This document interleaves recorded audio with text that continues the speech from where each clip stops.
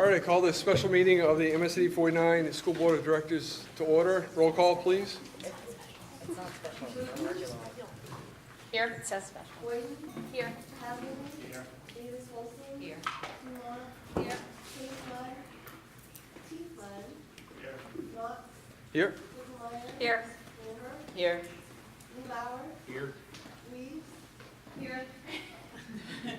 And White. Here. And Kate Flood. Here.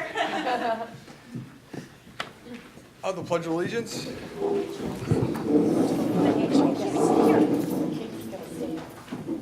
I pledge allegiance to the flag of the United States of America and to the republic for which it stands, one nation, under God, indivisible, with liberty and justice for all. Musical chairs.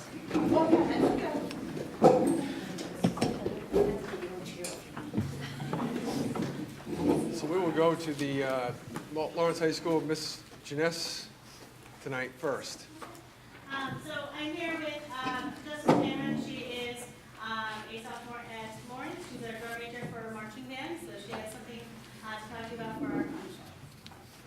Good evening, everyone. I'd like to say thank you to Mr. Knox and the rest of the school board for allowing me to be here to talk to you. It's a great pleasure. First of all, I would like to invite you all to our first home show. It's the first show of the season. It's on September 21st at 5 p.m. on Kai's Field. Admission will be $7 for adults, $5 for students, and then our lovely band boosters are allowing any elementary student who is in band or is interested in it to go to the show for free, so that it's lovely. All families that would wish to learn more about the marching band and just the music department in general, because it's a lovely family and I'd love any child to be a part of it or learn about it, can go see Ms. Janess or Mr. Fields or any staff about it. And our show this year is called Welcome to the Machine. Our show shirt is right there. It's about independence and revolution and really finding ourselves in that. And if I haven't caught your eyes yet, I have found that our band boosters will be providing our delicious fried Oreos. So if you have a little sweet tooth, that would be great. I also have some awesome pictures taken by Joshua Lund to pass out to all the board members. Thank you very much for that. Hopefully we'll be able to attend that. While she's doing that, I would just like to say that I went for the first time with Mr. Bowers on August 16th, and it was the end of the camp week, perhaps, and they did an amazing job out on that field. I was very impressed, and they seemed very excited, so that was awesome that I got to go. If I could add something in on that. And Jeff was there too, actually. Actually, and I've been involved indirectly with the band for 8 years, 7 years, something like that. And these kids start off actually before band camp, and they work hundreds of hours, and we only have one home show every other year. Last time we had a first show of the season, there was 4 bands counting ours. The ball draw was last night, and there's 9 bands, including ours, this year for the first show of the season. It's going to be a fantastic event, and I encourage not only all the board, but all the community to come out and support it. Nice. All right. Thank you again for that. I appreciate that. So we'll go into the approval of the minutes. Will the MSAD 49 Board of School Directors vote to accept the minutes of the August 19, 2019 board meeting? So moved. Second. Moved by Ms. Booton, seconded by Mr. Newbauer. It's a moved and seconded to accept the minutes of the August 19, 2019 board meeting. Any discussion? All those in favor? 9. All those opposed? Abstain? 1, 2, 3, 4. 9, 4, 0. All right, so citizen input. Tonight would be anything that's on the agenda. You're welcome to speak, and just please be respectful as usual. Anybody have any comments on citizen input? Seeing none. So we'll go into old business. Yep. I think you said 9 904. I think I did that last time, too. Thank you. Actually, I saw Mrs. Harson's face. Not opposed, so yes, thanks, yep. All right, so old business, discussion nepotism policy, BBFB, and administrative procedures. You have in your packet, basically, this is from last meeting, we discussed nepotism policy about potentially doing some revisions and, whatnot. As the board asked, I did speak with council regarding the policy by way of update and some of our way of building some safeguards into the policy. The result of that was this administrative procedure. I sent this to you guys, and I think it was in your packet. I'd like to just walk down through this. The suggestion was I did also get a sample policy for nepotism that we could bring to the policy committee. And hopefully look at updating that. It has a lot more language in it. It references a statute and it defines board members specifically. Council did mention that the majority of our policy kind of is a spell out of what board members and anybody should look at is kind of things that could impact them a lot. This is, the procedure is suggested to go outside of policy for that reason, is because you'd rather not have something in policy that doesn't involve the law. But it's something that the board is recognized that we want a safeguard in place by way of the situation that we're in right now, situation that we have. So I'll just walk down through this and then see how many questions that we have. So just from the beginning, I guess I'll start with one that involves primarily non-teaching and non-principal positions. So co-curricular will be one for that one. Just walking down through that, that's we would, administrator would be assigned to oversee the hiring process. And B is relating to teaching and principal positions. Hiring and contract renewal. And that one is, if you look at the bottom, the last bullet point would be approval nomination. The administrator assigned to oversee the hiring process and the superintendent shall both sign the agreement for that one, because there is a signed agreement by statute. C is the probationary teacher nominations. Again, that would be similar. Board chair would direct another different personnel. This one defines the date of May 1st.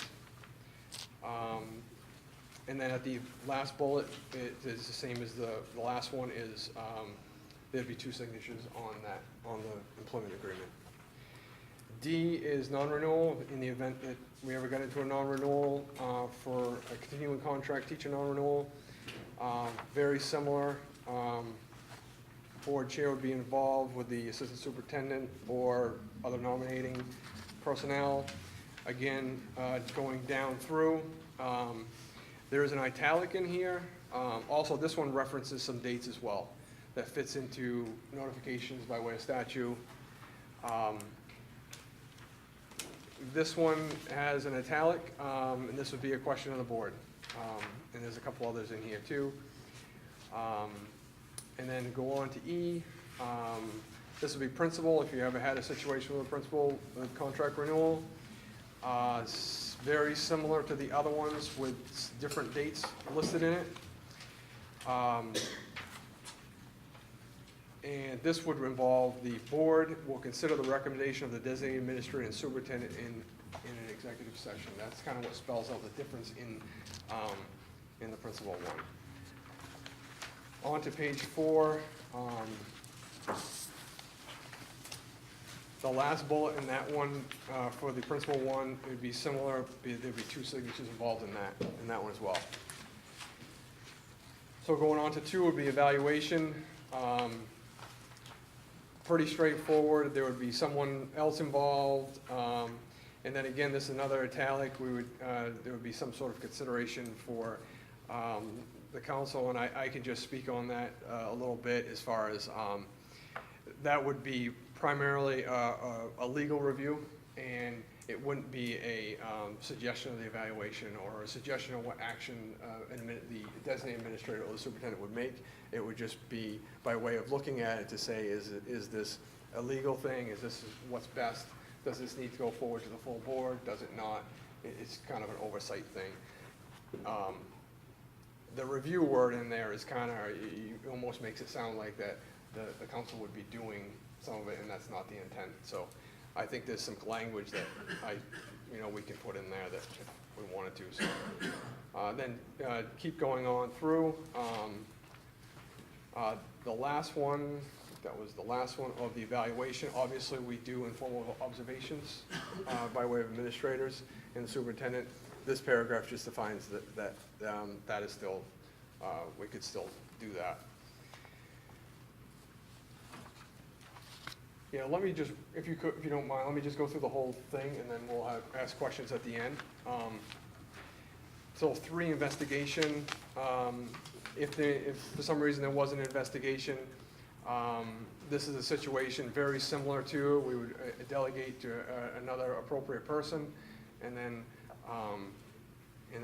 there would be, legal counsel would review anything related to that, documents or information, different types of scenario, but wouldn't necessarily be involved directly. And then 4 would be grievances. So grievances, clearly, if there was any type of grievance, we would typically consult with legal counsel, and then the board chair would likely be involved. Pretty basic concept with that one. And then another scenario would be request for leaves and transfers. Pretty straightforward. If we had some sort of reduction in force, there would be some sort of involvement with the superintendent by way of notification, and we would likely get contact legal counsel in those situations. Typically do anyway. And then if we had a department head, number 6, department head selection, there would be, if there was an application for a member, they would very similar to the other ones, and the family was selected for the vacancy, there'd be 2 signatures on that agreement as well. It could be something like that. And then clearly, as we all know, there could be unanticipated situations. And that's another benefit of this document, because as most of you know, policies, it was 2 readings. It has to go through a committee.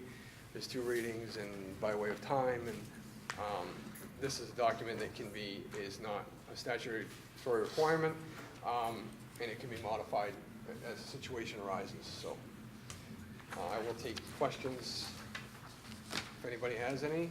Obviously, we need to address some of the italic in here. I think there's 4 or 5 of them. I can start talking about those unless somebody has questions now.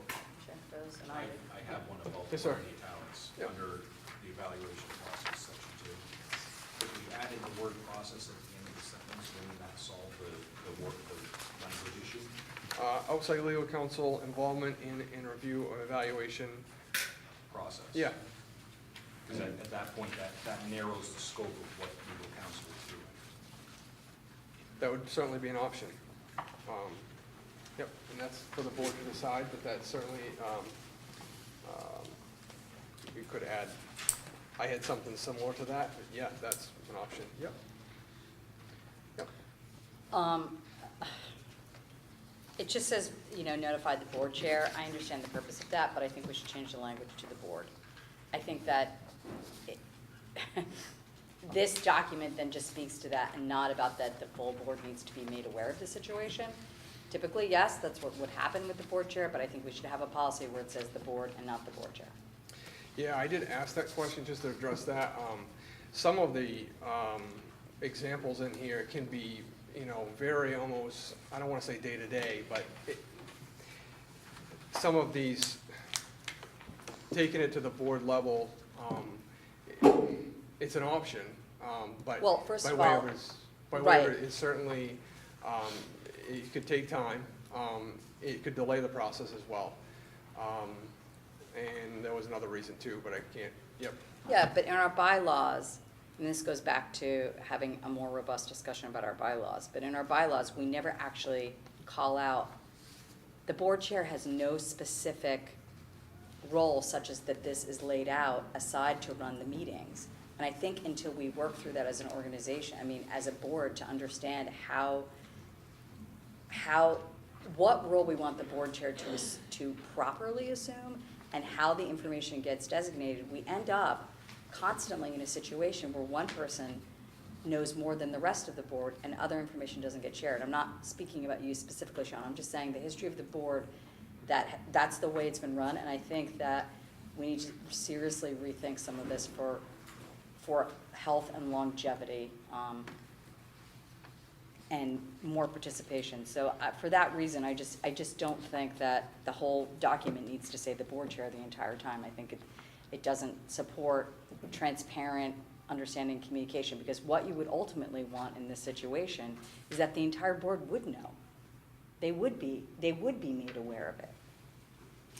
It's Yeah, within our right to know it, and it is our right to know it. So I think that language we need to seriously consider. I would just say that, like I mentioned, a lot of, I did ask this question. Yeah. And that a lot of it was by way of time, and some of these examples are, you know, it can happen, and it doesn't spell out in here that the board chair can't notify, you know, an executive session or whatnot, can't notify the board. So that was a question I asked, and it was very specific to that. So anybody else have? Yep. I was wondering, starting in C, it talks about the designated administrator and the superintendent will make the nomination, and I wondered if the purpose is around nepotism and to protect that. I wondered how having the superintendent as part of that conversation who would then be a superior of the designated administrator. It seemed like that to me wouldn't feel like we were really protecting that designated administrator to be able to truly make a decision the way that they felt best. So I wondered why, because in B and A, the designated administrator is the only person, the superintendent isn't making that decision together, but in C, D, and E, they are put together, and it felt like, I wondered if that maybe left some gray area. So what you're saying, I'm just trying to, so C, probationary teacher nomination. In the fourth bullet, the designated administrator and the superintendent will make the nomination decision. So what you have is a designated administrator who is by nature a subordinate of the superintendent, and in a situation where they're going to make a decision to avoid nepotism, there's just a possible conflict there and influence for that person to feel like they can't make the decision that they want if the superintendent is involved. So I might recommend that we think about. Yeah, I didn't ask the that question. superintendent. And I don't know why it's different in C than it isn't, like I think you mentioned. So B, it mentions. Right, and then, but starting with C, D, E, it includes it, so I didn't know. Yeah. Maybe you know this, offhand. Is there anything in Title 20A that requires the superintendent to be the person nominating teachers? Yes, it says that in B. Yeah. Yes, it does. So they can't, but do they, yeah, That would be my thought as to why it right. would So have they to could, be is there a step for the recommendation to be made and the superintendent to certify it, to be compliant with the statute, but to allow for a decision to be made without influence of, if there's I don't want to overly confuse it, it just seemed like an area where if we're going through all this trouble to avoid it. But it is that the way that the statute is written, and also the way that we're governed, is that the superintendent brings it to the board. We've never had a second. We've never said in the absence of X, and I don't know what the state would certify, because when you have to send in paperwork, right, the superintendent needs to certify that, correct? Right. But what we send, or what is provided to us, could have a step before that for if there is a conflict, that the designated administrator is the signer for that person. And it's still, the nomination still comes from the superintendent to the right. school board. That's right. But the decision-making Right. was recommended by someone else. Right. In a step before that. Yeah. And it would raise a major flag if the recommendation and then what came to the board was different. We would need, and there would be a step for that. Yeah. Yeah, yeah. I just looked at Title 20A, 13201, nomination and election of teachers. The superintendent shall nominate all Yeah, teachers. yeah, that's So what it is, yeah. That is a requirement. Right, So- but we could make it, sorry, Sean, a before step that says, I would agree. yeah. And the recommendations come from the supervisors in the building or the principals. The principals conduct the evaluation, the observations, all of those evaluative pieces come from the direct supervisor. Yep. Just bear with us. So some of the others, page 3 was consider outside counsel. This is another one. Council would evaluate information, facts, the process, things like that. They wouldn't be involved with. So my suggestion was to add in the second bullet to be reviewed by legal counsel, some sort of wording like that. So that way we could add that in there, but I guess it's up to you guys. And we don't have to vote on this tonight, but we certainly put this together in as much detail as possible. If we have follow-up questions, we certainly can do that, and come back for next time. So whichever the board wants to do, so. And then page 4, the other, unless somebody wanted to talk about that one. Does anybody have any opinions on page 3, bullet 2, 4, 6? Yep. Oh, it's just a general thing, not specific to those bullets, but also, this one deals specifically with the superintendent. I'm wondering if, in general, we should just adopt a policy about if you are overseeing, like, a broader policy that has to do with it, if you're overseeing, you know, let's just use an example, the principal, right, in a high school, right? Like, you would want the same process in place. Does that make sense? Based upon what they were able to do within the school. But we currently don't have anything like that. So I am wondering if some of the language needs to be addressed in a broader way, if that makes sense. Yeah, I would answer that as it doesn't. We talked about what we should do, whether we should put it in policy, we shouldn't. I think I printed out roughly, I did get a message from council, but it's basically, you know, policies, a lot of times you put policies so that way they jump off the page. No, I understand, but for you're you. misinterpreting what I'm saying, which Okay. is, should we broaden, I understand. procedure? Should we broaden this procedure, exactly, to be more encompassing Yeah. of it in general, because typically, like, a nepotism policy or procedure, sorry, in this case, would be for an entire organization, not just for one person. And so, why this one obviously is comprehensive for a superintendent, I am wondering in general if we need to think about that. Why Yeah, we I would just think put you one in could. place for a superintendent and not for anybody else. You could, yeah. I mean, they already have it laid out here, and some would apply to only superintendent, and some would apply, I think, a general thing for, you know, people in a management position, and list them, you know, blah, blah, blah, right? Yeah, It would mostly be administrators. I mean, that's really who we're talking about, is administrators, so. yeah, I don't think that's needed right now. I mean, this is specifically for this situation. No, We did I'm put aware. it Okay. I'm aware why it's for, I'm just saying, You if we're gonna think spend the long-term, time. something Yeah, long-term? right, if we're gonna spend the time on this, we might as well do it correctly, you know, by making sure that all administrators are And covered by again, that. if you get into doing something like that, I mean, this document, you could be miles long, you know, different scenarios for this administrator and that. No, it's a general, I mean, typically the language for that tends to be pretty general. It's like, you usually don't oversee your spouse. And in those cases, you should do X, Y. I mean, I think we're just really talking about administrators, and this is pretty clear because of there's a lot here because of the duties of the superintendent, but statutory duties of a superintendent. I don't think that needs to be the same for administrators. I will say too, the policy, the sample policy that they did provide me too, it does involve some of the other roles within administration. It doesn't only speak to the school board members. So I think that would likely be a policy, part of the policy. I know some other districts include that in the policy. Extenuating, certain circumstances, it would come before the board.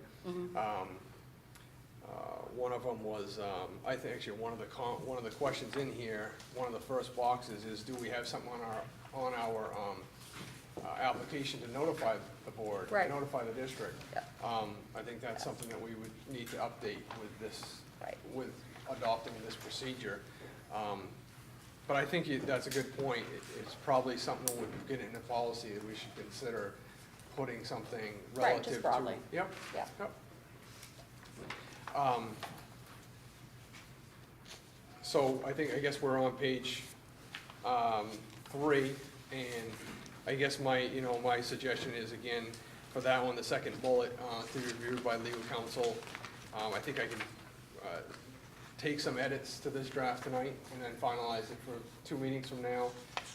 And then any questions that we may need to have, and just run it by the council from then and move from there. But I think, I don't know what people are thinking, but as far as the continuing contract teacher renewal, we would put that through as having legal counsel. And it does mention the grievance process, so we can discuss that for a while, but that's primarily, you wouldn't want to bring something to the board and then have it grieved out. It's almost redundant and very inefficient, so probably that one step would save you a lot of time, in my opinion. So that's what my recommendation is for that. And then on page 4, going down to 2 evaluation, consideration of outside legal counsel. My thought was yes, and doing something like the process, I can modify that to add that in there. Additionally, the informal observations, outside legal counsel on the last sentence, should review performance issues and assistance with improvement plan. So again, that's, the council is hired by the board, so they would look at it not by way of what's in it, but by way of if it's actually legal and it's effective for the board. Again, all of this can go to the board level as by way of the chair being involved. That's the conversation that is the driver. You wouldn't want this procedure without someone from the board to represent the board. So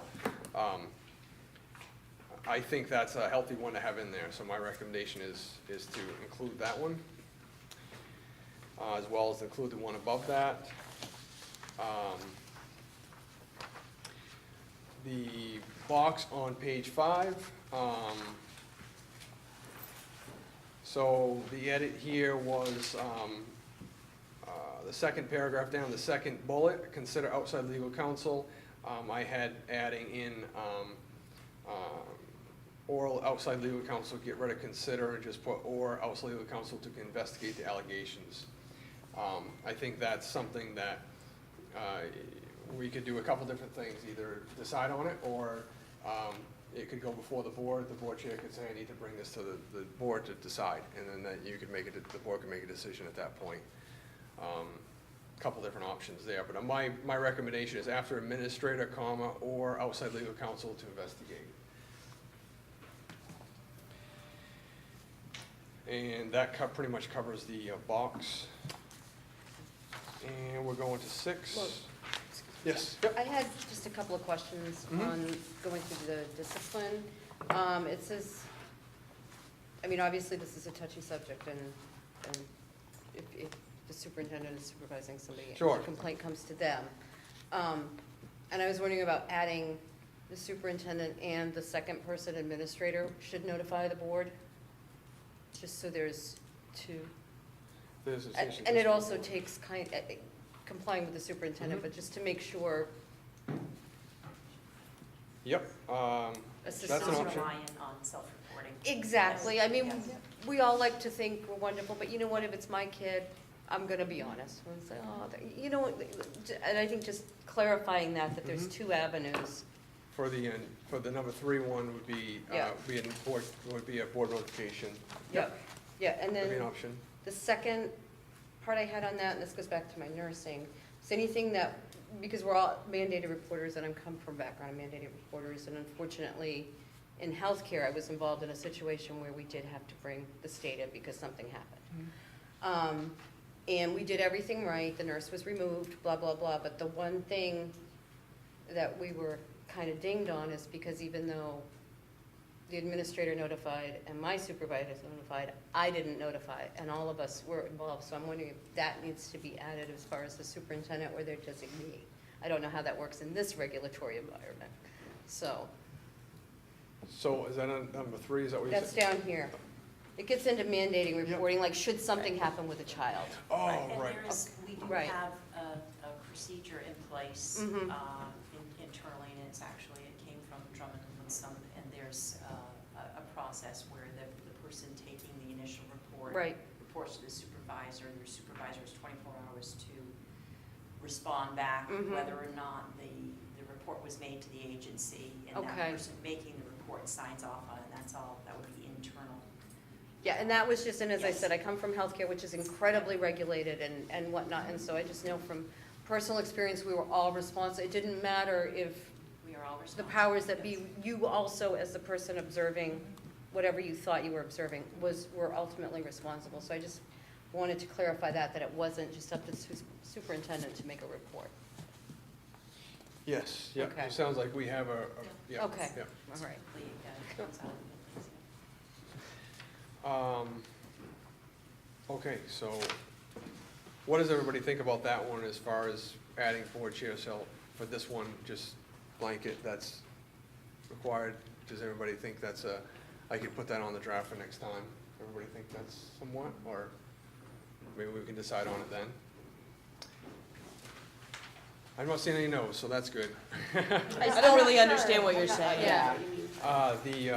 Under 3, adding, after 1, 2, 3, 4, after the 4th bullet, If the allegation, can you read it? If the in situations, that's paragraph. After the 4th bullet, add a bullet, board chair shall notify the board in this situation. I actually think that the language needs to read, will notify the board chair, who will notify the board in every place where the board chair is listed. I'm just gonna continue to say, I'm gonna be kind of a stickler about not having a draft that says that, because if we don't put that in policy, we are totally dependent upon our board chair being a good ethical player, and that's not always what happens. So I just think, if we put that in the procedure, I think we need to make it clear, because this is something that could have a fair amount of potential blowback on the board, and for the board not to be made aware of that, and for it not to be clear, we're just asking for trouble we don't need to invite. If I could, and I know this relates to me personally, but outside of that, I think where Peter might be coming from, and I think Sean has expressed this, is it's the timing of it. So you I have get a it. situation where you immediately put someone out on administrative leave. It's immediate. If a person is escorted out of a place.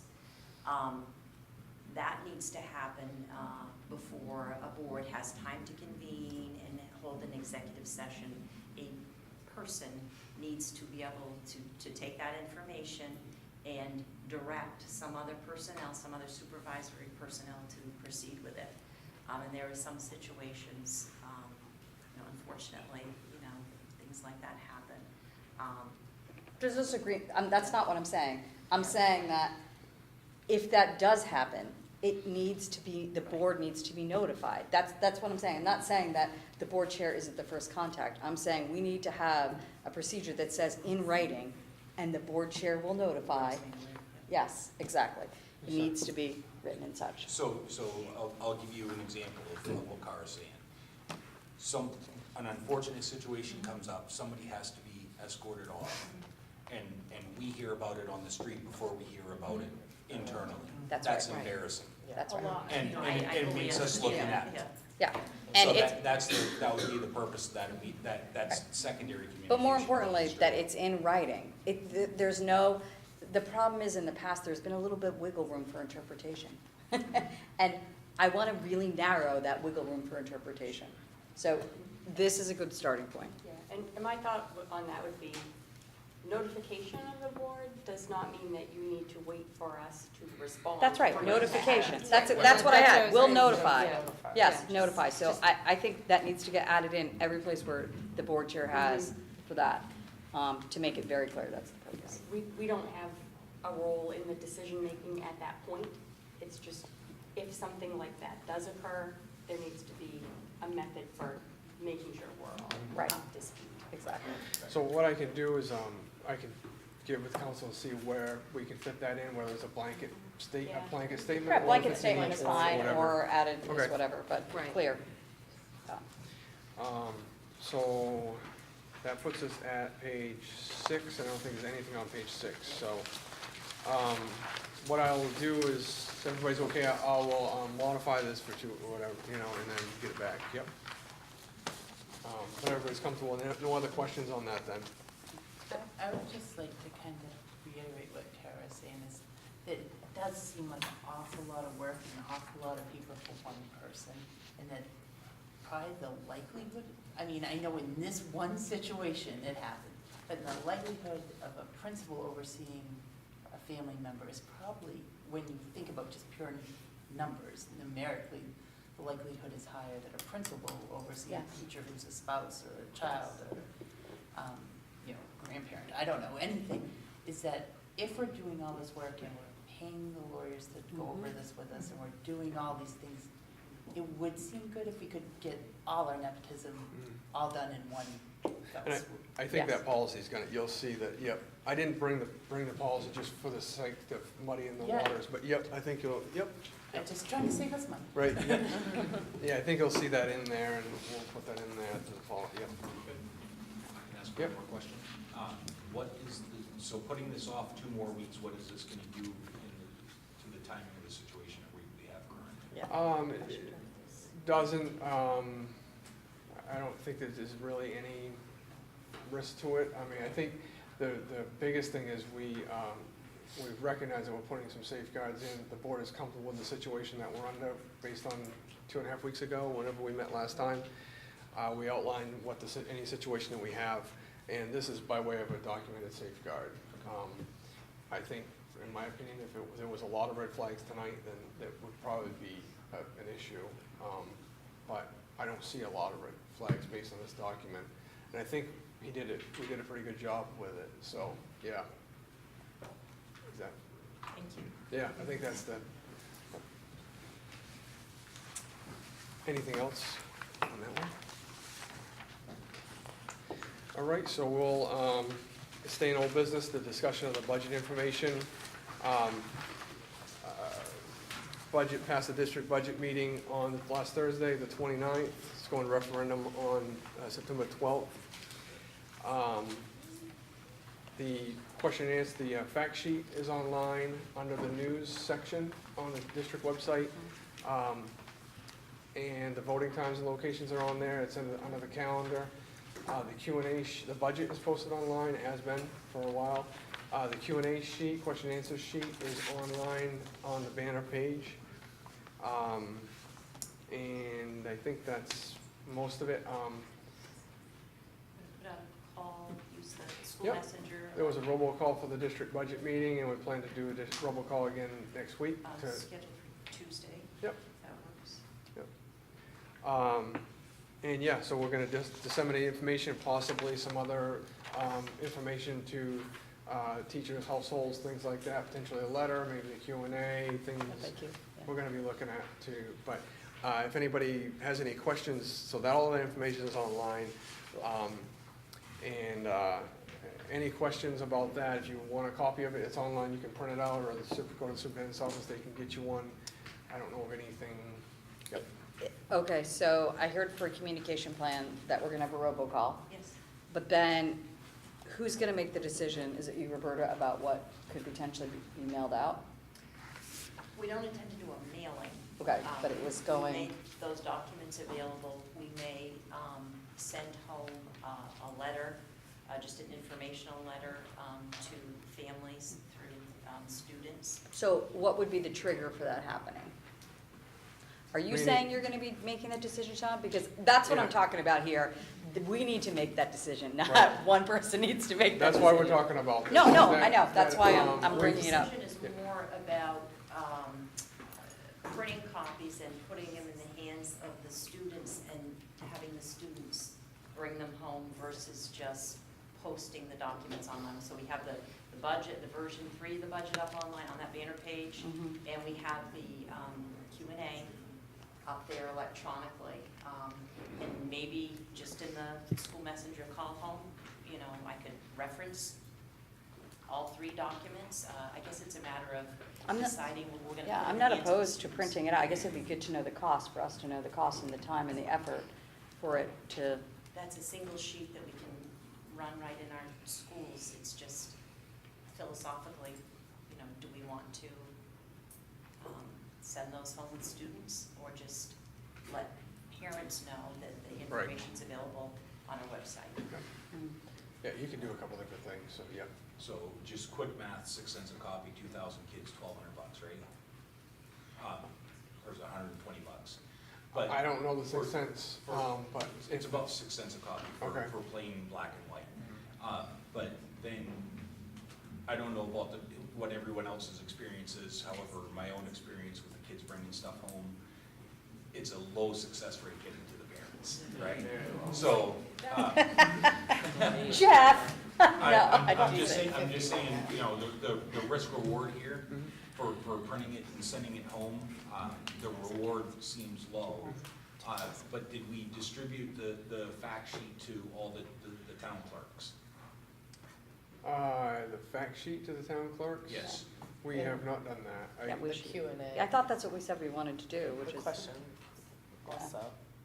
To the to the town clerks. town Yeah. clerks. Because the To towns are, post it? yeah, Yeah. the towns are Yeah. receiving a lot of questions as well. Yes. So, you know, if the information was at the town office, Sure, I mean, I think it's a good idea.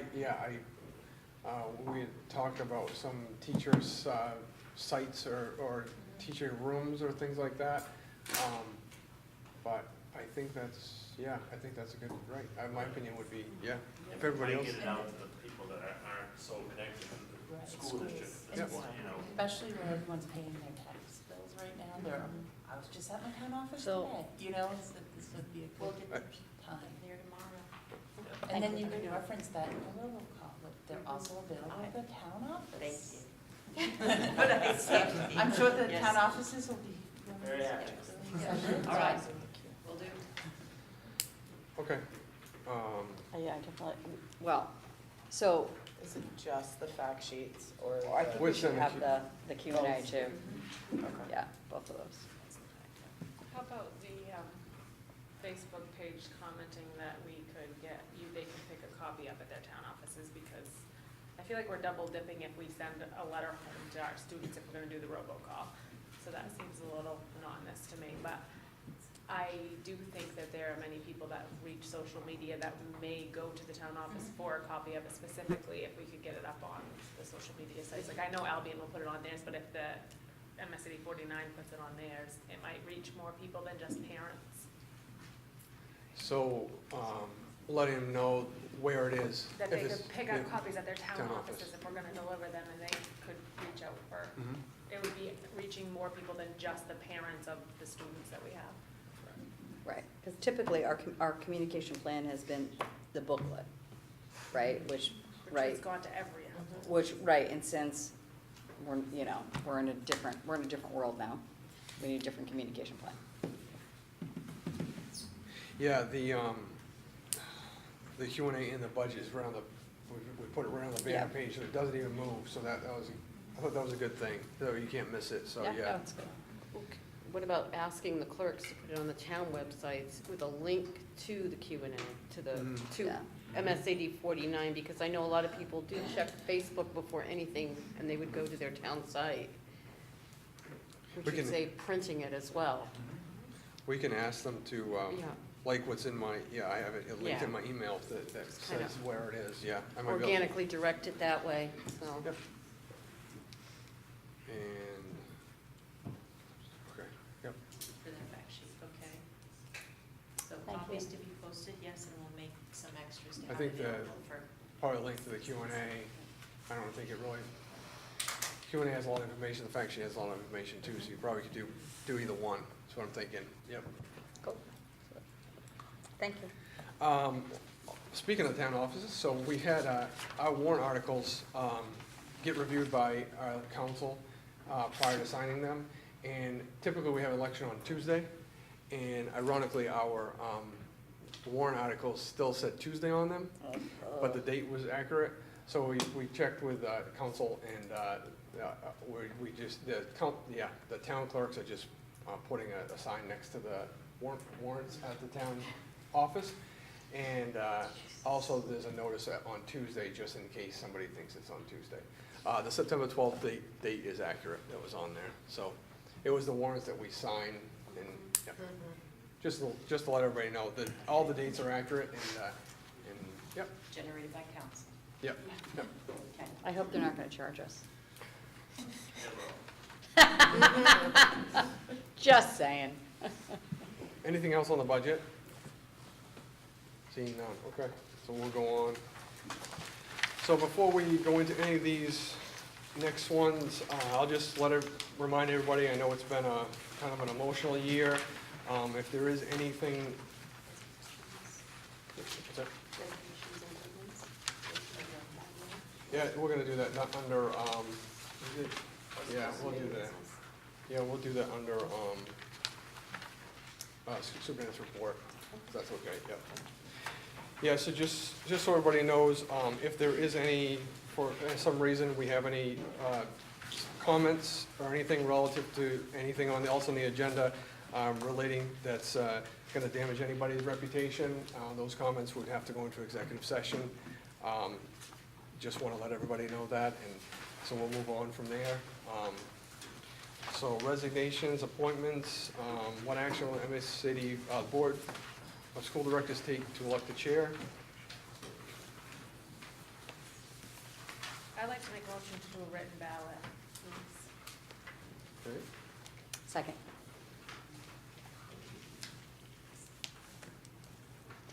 Moved by Mr. Mott, seconded by Mr. Kuhlmeyer. Written ballot, okay?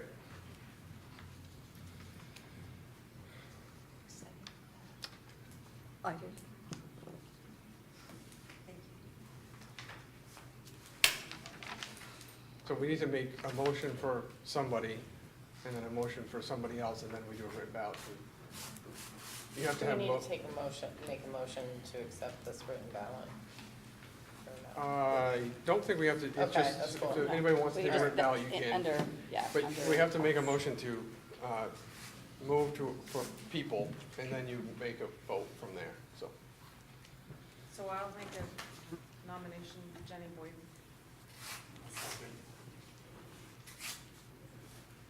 So it's a move by Ms. Dumont, seconded by Mr. Calvary.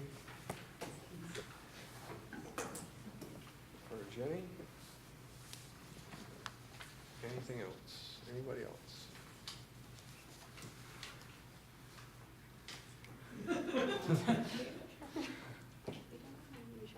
Sure. I will nominate Sean. I'll second. So moved and seconded for me, and moved by Jenny, seconded by Ms. Kugelmar. Anybody else? So I will cease nominations then, and we'll take a written ballot. That's my legal name. So it totaled 608 for Jenny and 395 for Sean. 608. Which totals the 1,003 that you guys have written. Yeah. Okay, yep. So the results are Jenny Boyden is chair. 608 to 395. I'll let you take over from here. Jenny's like, congratulations, Jenny. Thank you. So we're all good with that action as it was? Yep. Okay. So what action will the Board of School Directors take to elect a vice chair? I nominate Sean Knox. I second. I'd rather not. Okay. Thank you.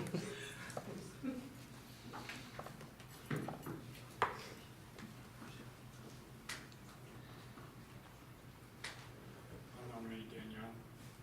Second. Are there any other nominations?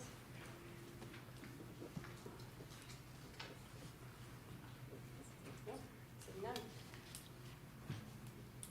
All those in favor of Danielle as vice chair? I'm sorry, I have to do the counting. I'm all 1, 2, 3, 4, 5, 12. Opposed? Really? You want me to put 1? Yes, you can put 1. Abstain, 0. Congratulations. Thank you.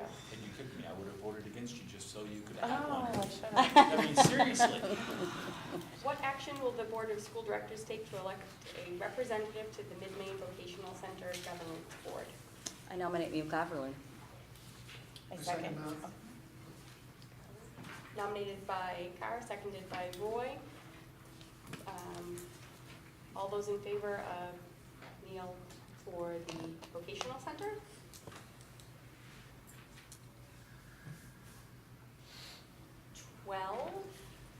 Opposed? Abstain? 0. 12, 0, 1. Congratulations, Neil. What action will the Board of School Directors take to elect a negotiations committee?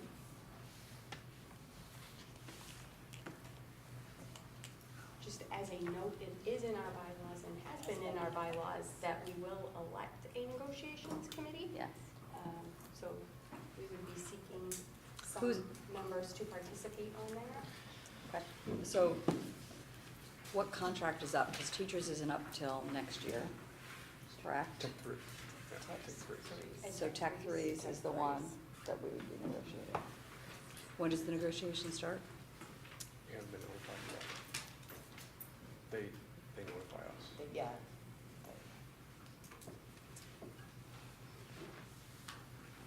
I'll nominate Carl. Thanks, Jack. You're welcome.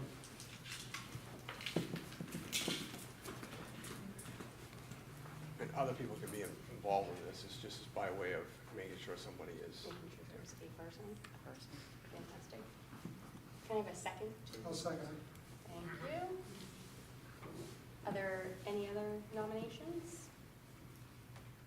Seeing none. All those in favor of Barb Kugelmeyer as negotiations committee lead?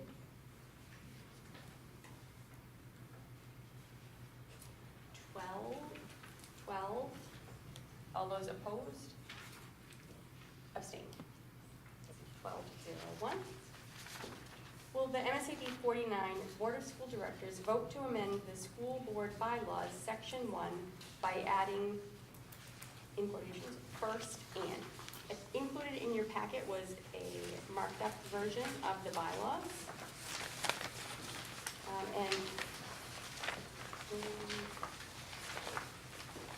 This one doesn't actually have an underline in section 1, but this pertains to the very first sentence of our bylaws, which were changed last year so that we were only holding meetings on the third Thursday of the month, and this reverts back to the meetings being on the first and third Thursday of the month.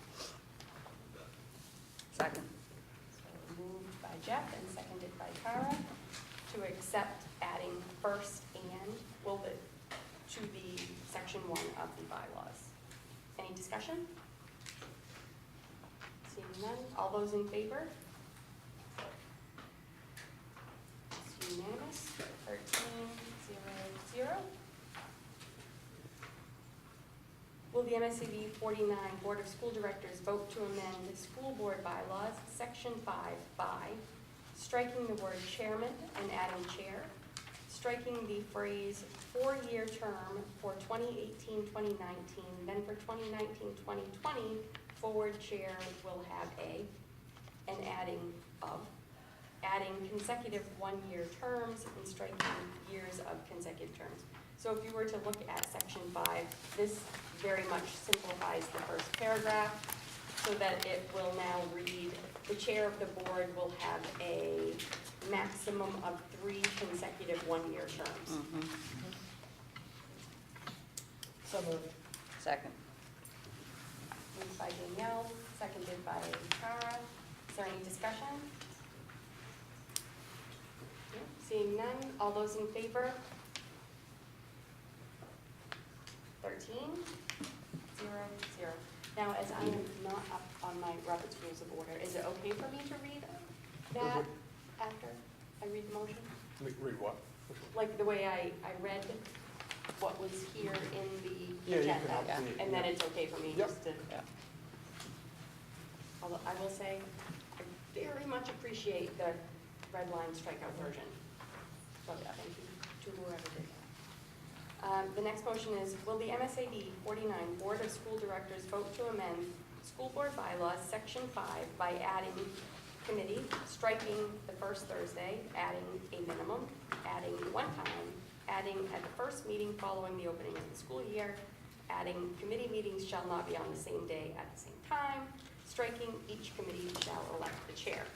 And what this does is update the third and fourth paragraphs of Section 5 so that it now reads, the 3 standing committees are Finance and Facilities, Policy and Planning, and Educational Programs. All committee meetings shall be open to the public and meet a minimum of 1 time each month. All members of the 3 standing committees shall be voting members. Each standing committee shall elect a board member as chair at the first meeting following the opening of the school year. All board members will be notified of all committee meetings. Committee meetings shall not be on the same day at the same time. Yes. It also updates the next to last paragraph by striking each committee shall elect a chair, because that's what that wrote. Correct. Thank you. I would also make an amendment to have it read, the last sentence, each standing committee shall elect a board member as chair at their first meeting. So because it's not modifying, it's like at the, and it doesn't say which one, so it's not modifying correctly. I know that sounds, but do you get what I'm saying? Yes. Thank you.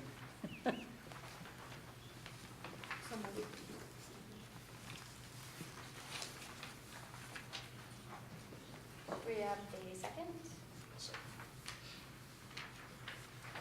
Okay. So moved by Katrina and seconded by Jeff to change the word "the" to "their" in the sentence that ends with "at their first meeting following the opening of the school year," to specify that the elections for chair of the committees will be held at the committee meeting. Right, at this meeting. exactly, rather than having to be stated. All those in favor of the amendment? 13.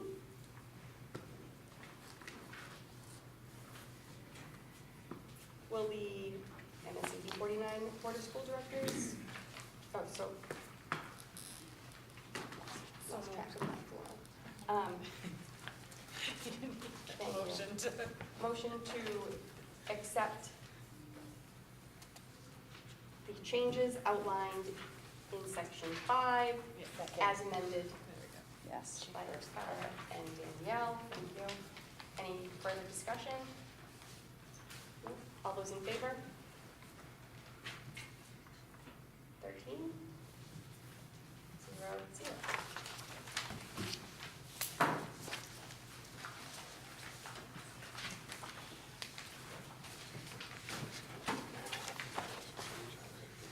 Okay.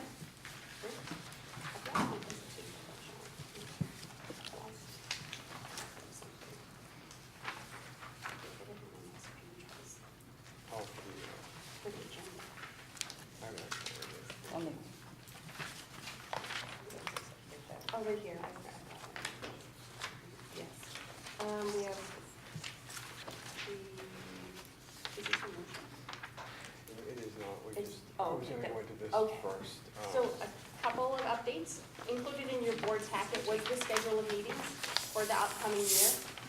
It does list all of the meetings that are scheduled.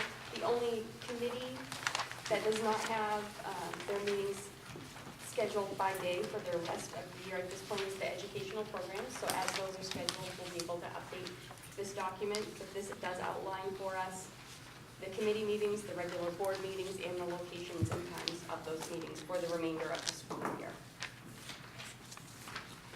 There was one edit, the June 18th.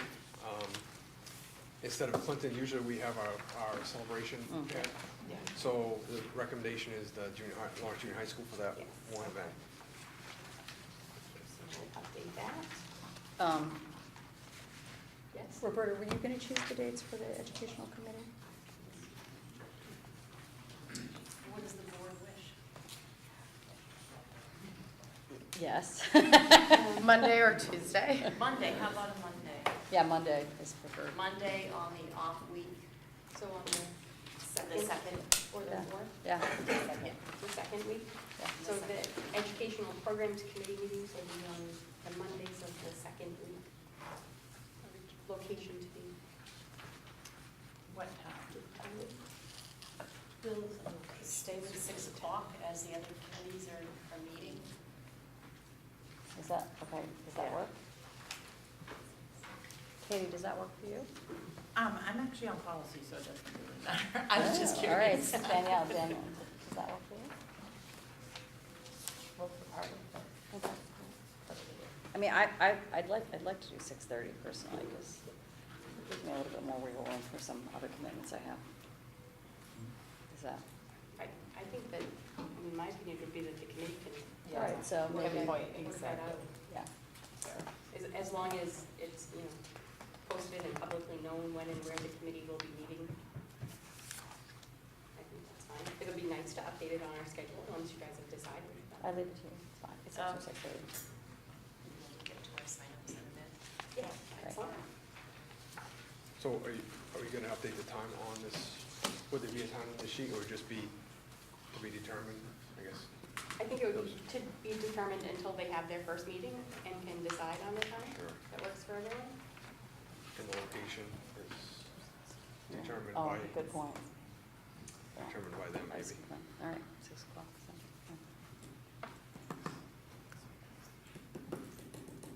I'm thinking, it's already set up, and policy met last year in the junior high library. It's public enough, there's no setup, so we're not asking custodial staff right now.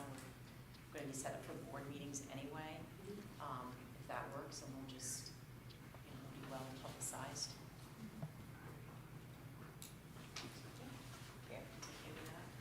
And the junior high library worked out very well. Yeah, so nice. That's what we used to do.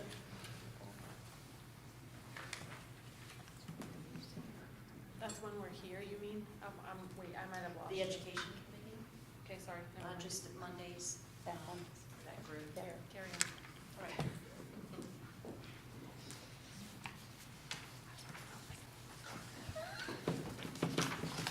Update on the local delegate. Yeah, this is just for the MSMA Fall Conference, October 24th and 25th. On the 24th at 2:30, there's, the last page of your packet, there's a delegate assembly. It references what the delegate would do. And we, the district needs to submit who the delegate is and the alternate is to MSMA for that conference. So anybody that's interested in going to the conference, we would notify Ms. Brown, and she would, and then the board should elect or have some sort of idea who those delegates would be, one delegate and one alternate. In the past, there was a date, there was a deadline we needed to let people know by. What's the deadline again? For registration. Yeah, As soon as possible, it's a late October event, but I'll definitely take registrations up until. I think it's like the 19th or something like that.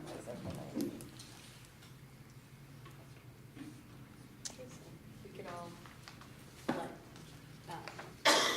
Jane know whether or not we can attend and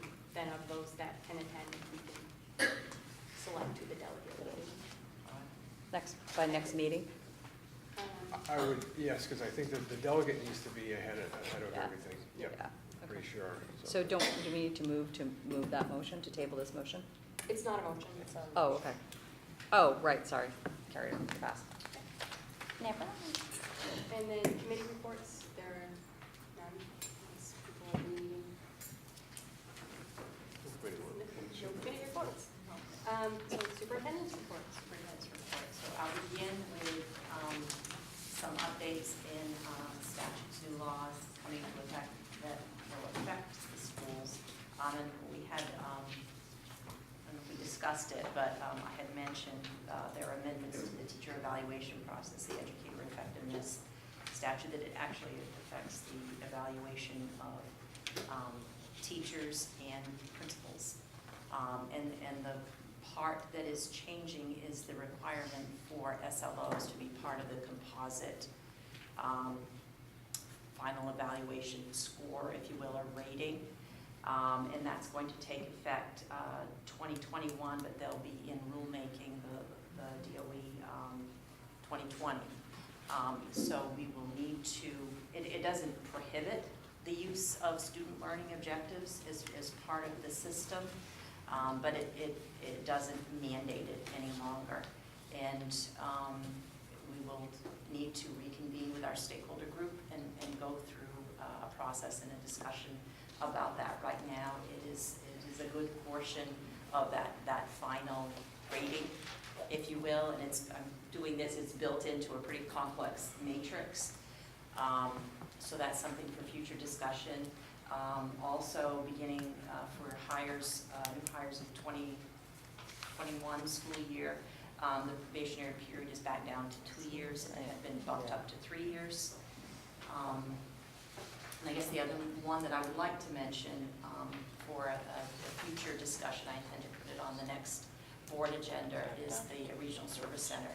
And there's been a loosening, I guess it's not so prohibitive to join. It's easier in, easier out now. There had been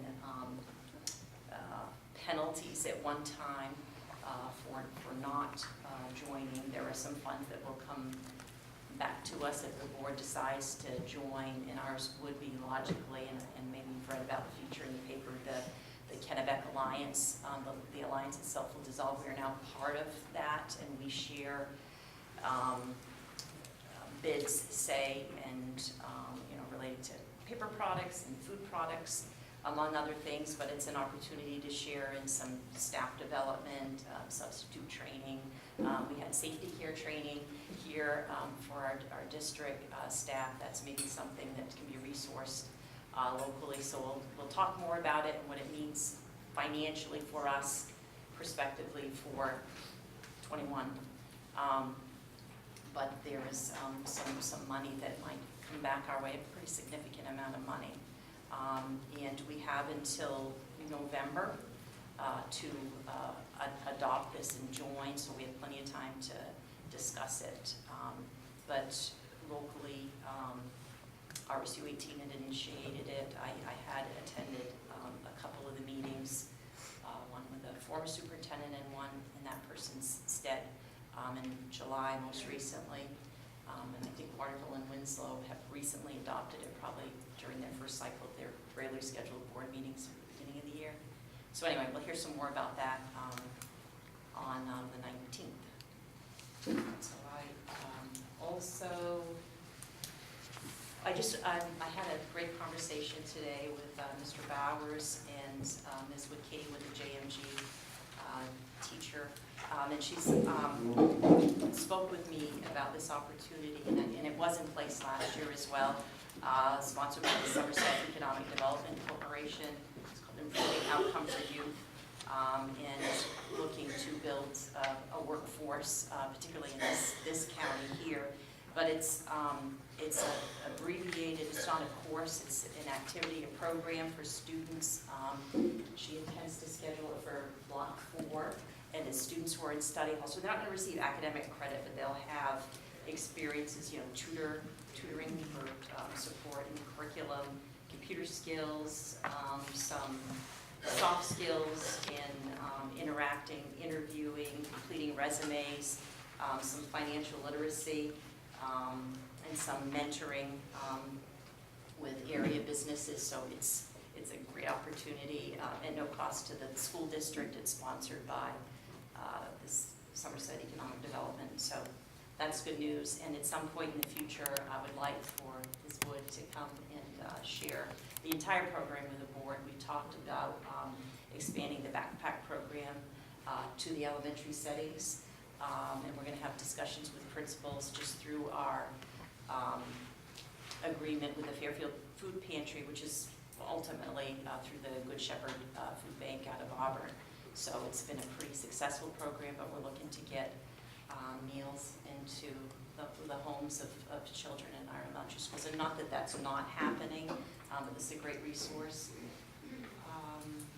I also, just to call your attention to this addendum for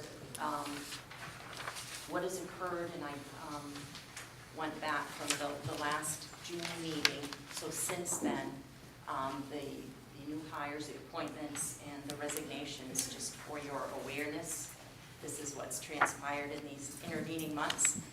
And if I could just read just very briefly, this is historically what was done. I think it's instructive for the board, just on the appointment of teachers in elementary settings. So we get Chelsea Ballard was hired as a second grade teacher at Clinton Elementary. She has a BS in education from the University of Farmington, and her experience was as a student teacher in RSU 9. Matt Borman, part-time physical education teacher, I think it's a day a week, shared between Benton and Clinton. He has a BS in kinesiology and physical education from UMaine, and he has worked part-time at Fayette Elementary. And he had also done, several years ago, some long-term substituting in our school district, PE. Ben Cloutier, junior high science teacher, he's a BS from the University of Maine Farmington, and he's been a substitute at Mount Blue High School. Cheryl Coffin, Clinton grade 6 teacher, BS in elementary education from UMaine, and a BS in library sciences from the University of Maine Augusta, and has taught at Winslow and Monmouth for 5 years.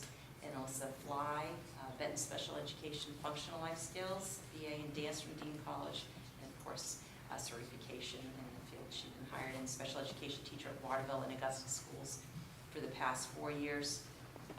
Danielle Merciers, Benton grade 1 teacher, BA in early childhood education from the University of Maine Farmington. She's been a teacher at Waterville for the past 9 years. Justin Power, Lawrence Junior High Social Studies, BS in Education, Social Studies from secondary education, concentration in Social Studies from UMaine Farmington. Been a substitute teacher at area districts for 2 years. Tristan Stockford, high school math, education, BS, elementary education, mathematics from the University of Maine Farmington. Been a math teacher at Coney High for 2 years. Kristen Tripp, high school social studies teacher, BA in history, BS in secondary social studies from UMaine Farmington, and has taught ELA in social studies at Maine Virtual Academy the past 4 years. Neil Young, high school social studies teacher with BA in political science from the University of Southern Maine, and taught social studies at Rockland High School. Oceanside. Is like, no, it's not Rockland. And last year, and worked at Vinyl Haven School for 2 years prior. And also, Dan McCarthy, because as you can see on the resignations, Marissa DeCou resigned late this summer. And we have hired Dan McCarthy back. He's come out of retirement, and we thank him for it. He's a certified librarian who's served as a librarian at Lawrence High School for many years. So thank you. That is who we have for right now. We have a couple of positions we're in the process of filling, but thanks to the administrators, including our special ed director, who's done a lot of work. He's put in many, many hours trying to pull all this together and bring the best quality people to our students. It's been an effort, but it's well worth it. And Yes, Katie. Could you just update us where you are on the hiring of the assistants? Okay, so we've conducted a couple of interviews, and we have one more scheduled, and by the next board meeting on the 19th, I will nominate someone to you for your consideration, so there'll be an interview scheduled for that night. Okay? All right. And also, calling upon the principal, we had a very interesting opening, I think, on Friday before the very opening of school, the Kennebec Water District. We were notified mid-morning, I was notified, that potentially they were going to shut the water off on West Street. And we intended to convene as a district staff in the auditorium with some comments, and then some other work, and teachers were going back to their schools. So we confirmed it later in the day that yes, indeed, they were going to do that on Tuesday. So thankfully, it wasn't on the Monday, which allowed teachers their classroom spaces to prep, and it wasn't going to be on Wednesday when our, at least in this complex, 7th and 9th graders were arriving. So we worked around that. Thank you to the principals and Benton, particularly for hosting the junior and senior high and running this. Thank you.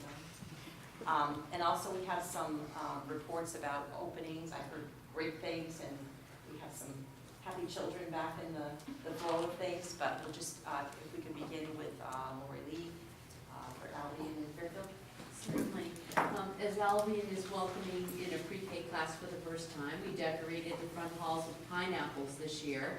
At the opening assembly, I spoke about the origin of the pineapple as a sign of welcome beginning in colonial times, as it was considered both a rare and beautiful universal symbol of welcome and hospitality.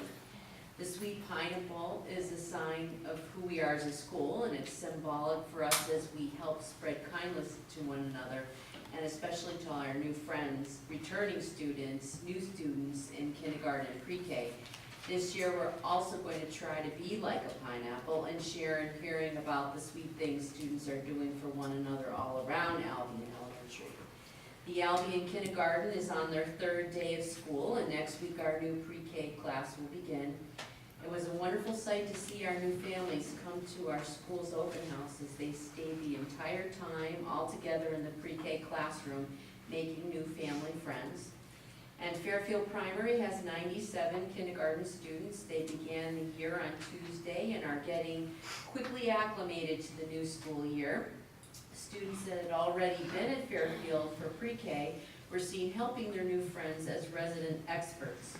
Our Fairfield pre-K class held their open house on Wednesday, yesterday, from 4:30 to 6:30, and parents that had not yet signed up on Infinite Campus worked with staff to fill in their registration and emergency information, thanks to Lori and the tech department providing us with Chromebooks to be able to do that all together online. We're going to have a great year. Thank you.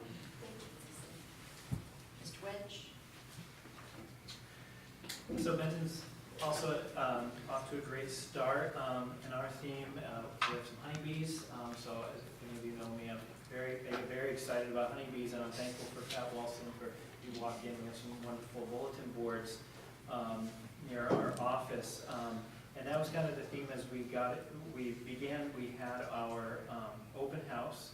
Our Bulldog Boutique was up and running that our guidance counselors run. We've had many donations of clothing and other items throughout the summer, which we're very thankful for, and those were available to students and families that were accessing it. We also had fresh vegetables from our school garden that we started last spring, and we had a basket out of a variety of items, so that was very exciting. It was also the grand opening of our story walk. That's been a it's a project we've been working on for over a year now, and it was installed over the summer, and I'm very thankful to our operations crew, and Scott and Brad were able to really make it happen this summer. So there are 19 stands around our property, and the story is The King of Bees, which is a wonderful story about honeybees. And Dennis Bubar, who was a recovery teacher that retired last year, is also a beekeeper. And I'll greatly miss our conversations together, but he and his wife came and actually had a stand at the, and we had an observation hive, and we had all of our beekeeping equipment out there. And so it was an exciting experience. for the students and families as they went to open house.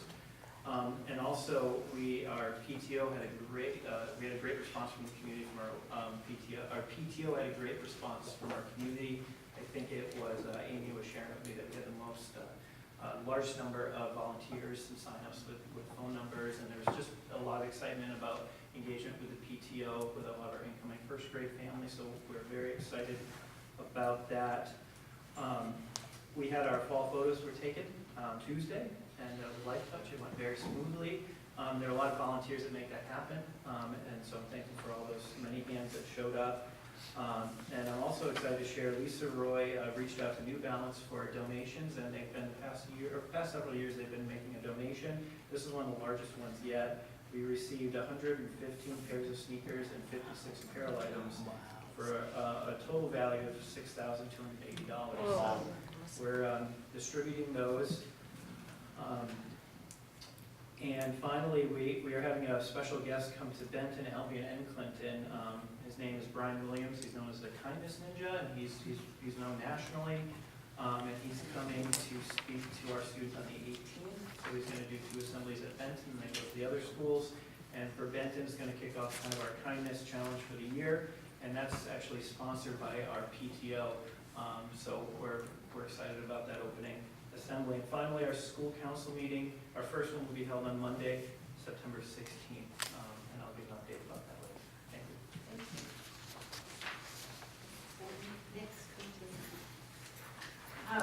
So our year got off to a fabulous start as well.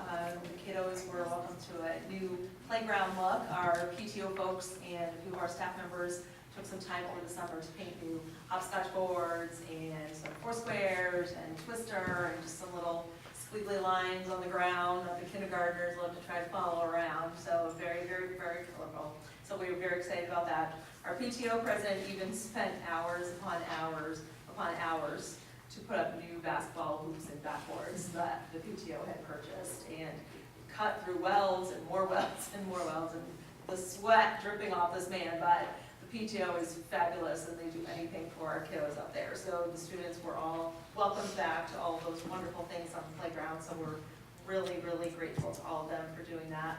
Our open house was also an overwhelming success, as Lori and Brian have shared with their schools. We had 81% of our families in attendance this year, which is the highest since I've been there. We've been in the mid to high 70s, and this will be my 7th year. So we were very excited to hit that 80% mark.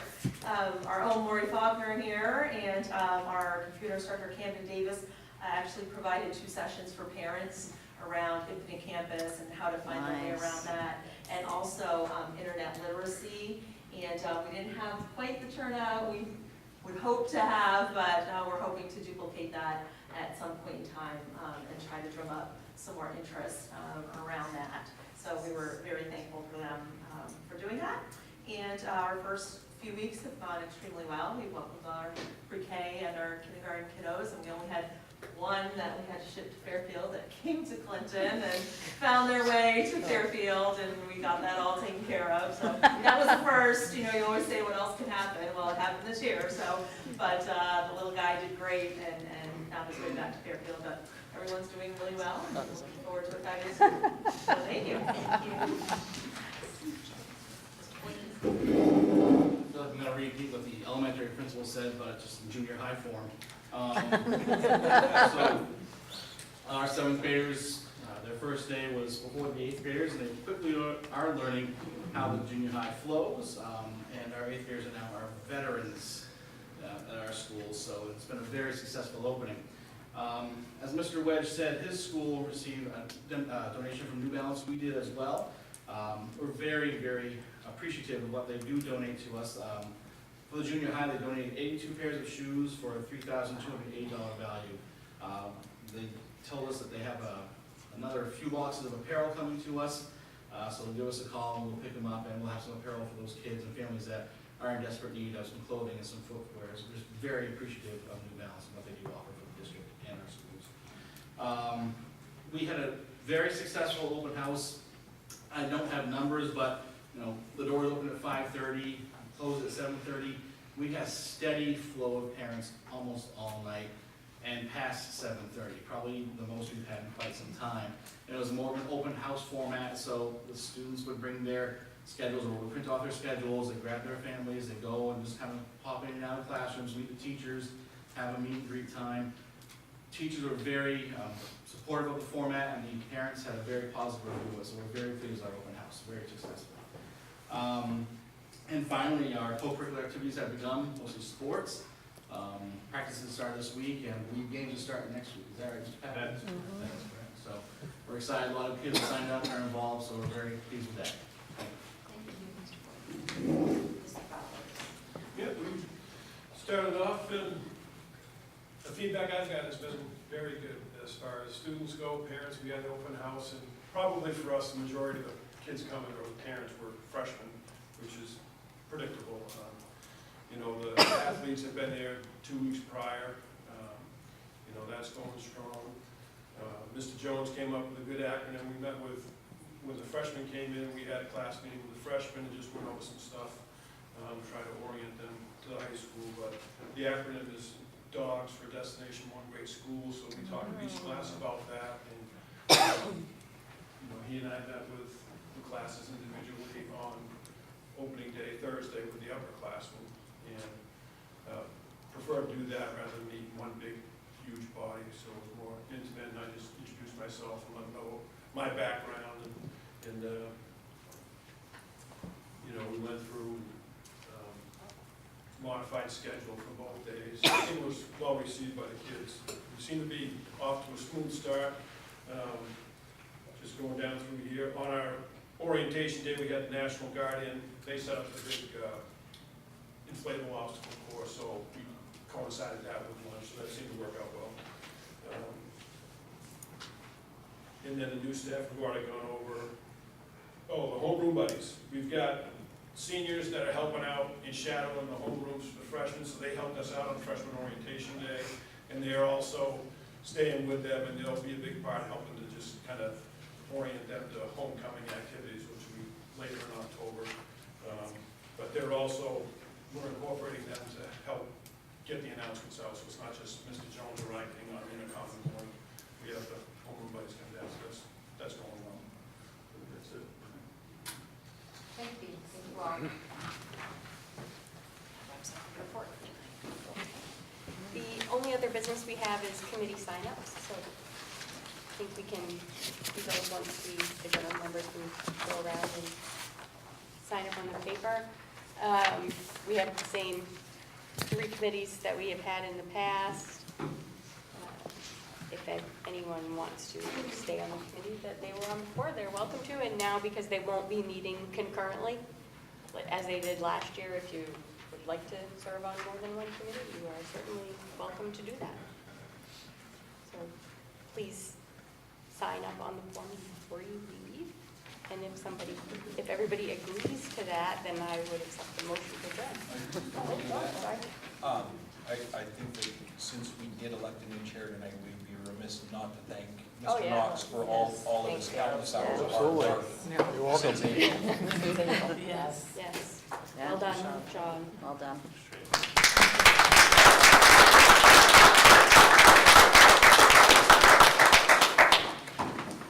Now I'll make a motion to adjourn. Second. Jeff and Kara, any discussion?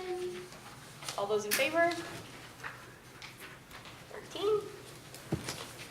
Adjourned.